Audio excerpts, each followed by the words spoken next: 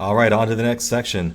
Hopefully you had some good results with your homework from section 3 there, and you have some good movie recommendations. Maybe you came with some new ideas, and if so, that's awesome.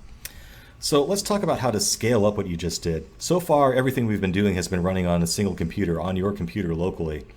And kind of the whole point of big data is that you can throw out bigger data sets at these technologies that are so big that your computer can't even handle it. And the way that we do that is with Hadoop. Hadoop is basically a cluster of computers that you can run your MapReduce jobs on. So let's go over how that works and how Hadoop is laid out. So first of all, breathe a sigh of relief. You've gotten through the hardest part of this course.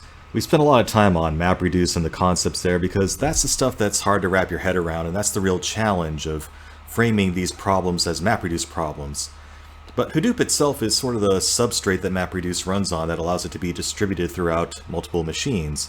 And all you really need to know is, at a high level, how that works and how to get your MapReduce jobs to take advantage of what Hadoop has to offer, which is a much simpler concept than actually writing MapReduce code. So congratulations, you've gone through the most challenging part of the course at this point.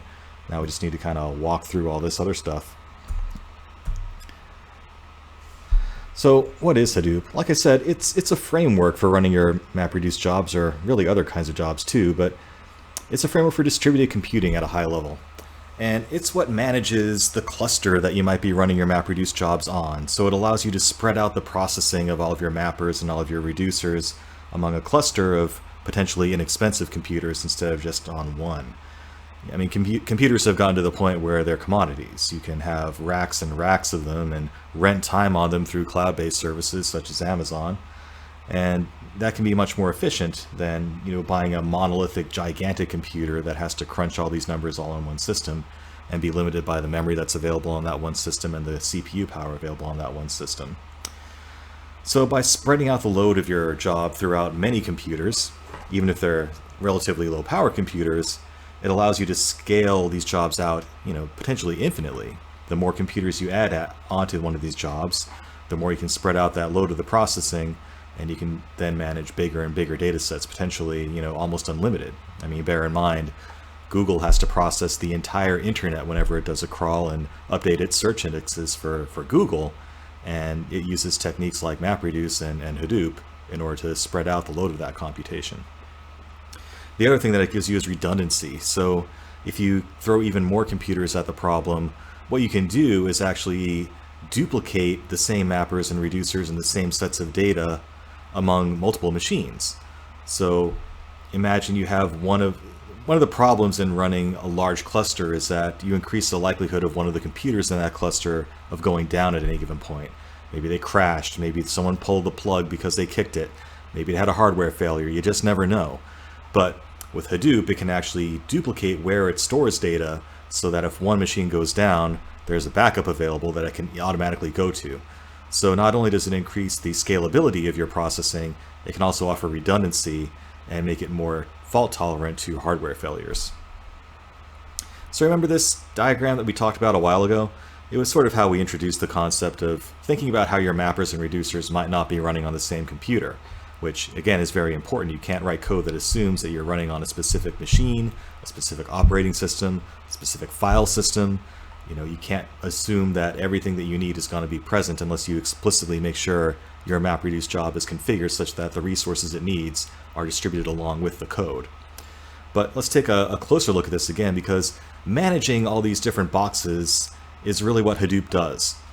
So it figures out how to break up all of these mapper tasks, how to break up all the reducer tasks, and most importantly, how to break up all of the data that these mappers and reducers are processing.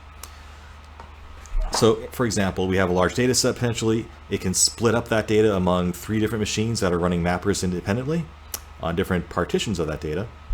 And then the partitioning function of MapReduce can then figure out what partitions of mapped data go to which reducers. So recall that a reducer will take a given key and take all of its sorted and grouped, it will sort all the keys, take a given key, and receive all of its grouped values for that key.